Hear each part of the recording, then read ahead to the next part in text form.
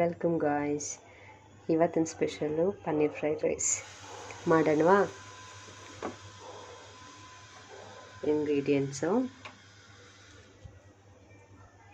ಮತ್ತು ನಾನು ಸಬ್ಸ್ಕ್ರಿಪ್ಷನ್ ಏನೇನು ಐಟಮ್ ಬಳಸಿದ್ದೀವಿ ಅನ್ನೋದನ್ನು ಡಿಸ್ಕ್ರಿಪ್ಷನ್ ಬಾಕ್ಸಲ್ಲಿ ಹಾಕಿರ್ತೀನಿ. ಮತ್ತೆ ನೀವು ನೋಡ್ಕೊಳ್ಳಿ. ಸ್ಟಾರ್ಟ್ ಮಾಡೋಣವಾ?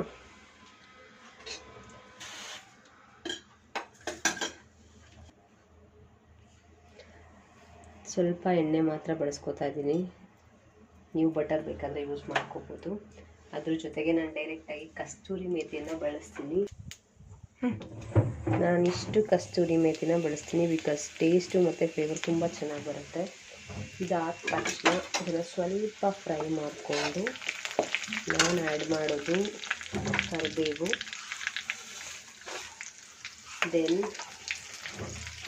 ಆನಿಯನ್ನು ಸಣ್ಣದಾಗಿ ಚಾಪ್ ಮಾಡಿ ಇಟ್ಕೊಂಡಿರೋಂಥ ಆನಿಯನ್ ಆ್ಯಡ್ ಮಾಡ್ಕೊತಾ ಇದ್ದೀನಿ.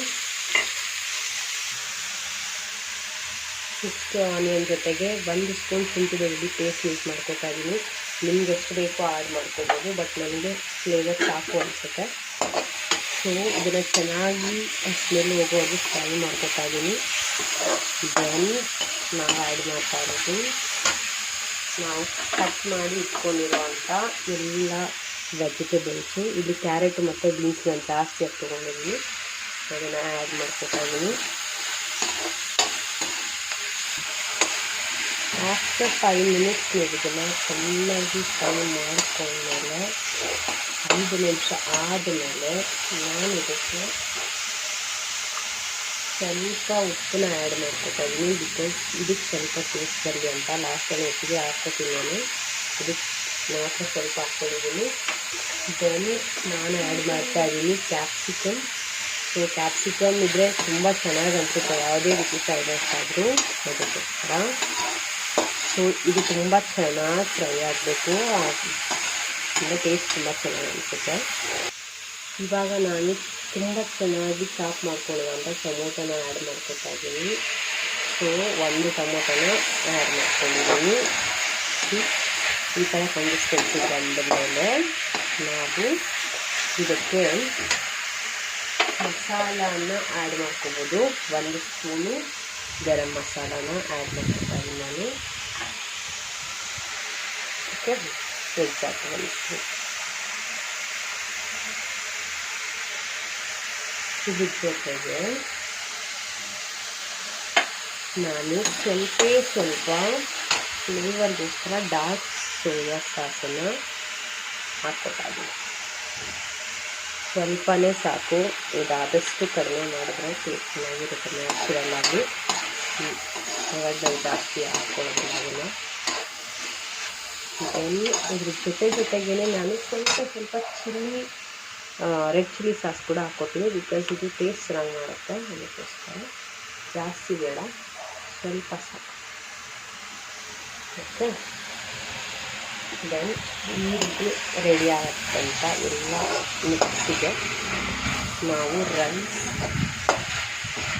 ನಾನು ಸ್ವಲ್ಪ ಉಪ್ಪು ಹಾಕ್ಕೊಂಡಿರೋದ್ರಿಂದ ರೈಸ್ಗೆ ಆ್ಯಡ್ ಮಾಡಿರೋದ್ರಿಂದ ಸ್ವಲ್ಪ ಮಾತ್ರನೇ ಇದಕ್ಕೆ ಸಾಲ್ಟ್ ಹಾಕ್ಕೊತಾ ಇದ್ದೀನಿ. ಬಿಕಾಸ್ ಆಲ್ರೆಡಿ ಅದರ ಸಾಲ್ಟ್ ಇರುತ್ತೆ, ಸ್ವಲ್ಪ ಹಾಕ್ಕೊಂಡ್ರೆ ಸಾಕಾಗುತ್ತೆ.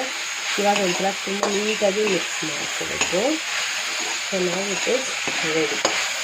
ಇದಕ್ಕೆ ನಾನು ರೈಸ್ ಆ್ಯಡ್ ಮಾಡಿ ಸ್ವಲ್ಪ ಚಿಲ್ಲಿ ಪೌಡ್ರ್ ಆ್ಯಡ್ ಮಾಡುತ್ತೆ. ಆ್ಯಂಡ್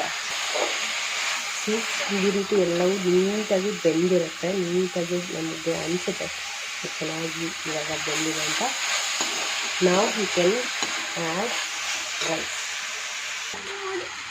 ಈಗ ನಾನು ಬಸ್ತಿಟ್ಕೊಂಡಿದ್ದಂಥ ರೈಸ್ನ ಇದಕ್ಕೆ ಆ್ಯಡ್ ಮಾಡ್ಕೊಂಡಿದ್ದೀನಿ. ನಿಮಗೆ ಎಷ್ಟು ರೈಸ್ ಬೇಕು ನೀವು ಆ್ಯಡ್ ಮಾಡ್ಕೊಬೋದು. ಡಿಪೆಂಡ್ಸ್ ಆನ್ ಯುವರ್ ಎಷ್ಟು ಕಂಟೆಂಟ್ ಎಷ್ಟು ತೊಗೊಂಡಿದ್ದೀರಾ ಅದ್ರ ಮೇಲೆ ನೀವು ರೈಸ್ನ ಆ್ಯಡ್ ಮಾಡ್ಕೊಳ್ಳಿ. ಸೊ ನಾವು ಇವಾಗ ರೈಸ್ ಮಿಕ್ಸ್ ಮಾಡ್ಕೊಂಡ್ಮೇಲೆ ಫ್ರೈ ಮಾಡಿ ಇಟ್ಕೊಂಡಿರೋವಂಥದ್ದು ಸಾಲ್ಟು ಮತ್ತು ಸ್ವಲ್ಪ ಪೆಪ್ಪರ್ ಹಾಕಿ ನಾನು ಆಲ್ರೆಡಿ ಫ್ರೈ ಮಾಡಿ ಇಟ್ಕೊಂಡಿದ್ದೀನಿ ಬಟರಲ್ಲಿ. ಸೊ ಈ ಪನ್ನೀರನ್ನ ಆ್ಯಡ್ ಮಾಡ್ಕೊತಾ ಇದ್ದೀನಿ. Okay, looks very delicious. ಇವಾಗ ತುಂಬ ಚೆನ್ನಾಗಿ ಕಾಣಿಸ್ತಾ ಇದೆ ಅದು. ಓಕೆ,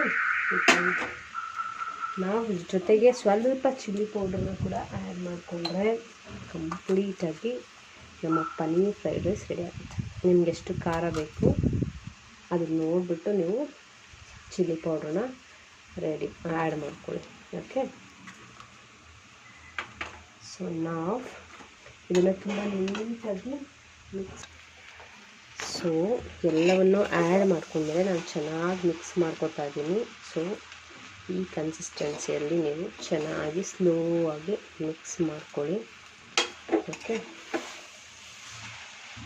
ತುಂಬ ಚೆನ್ನಾಗಿ ಮಿಕ್ಸ್ ಆದಷ್ಟು ಟೇಸ್ಟ್ ತುಂಬ ಚೆನ್ನಾಗಿ ಅನಿಸುತ್ತೆ.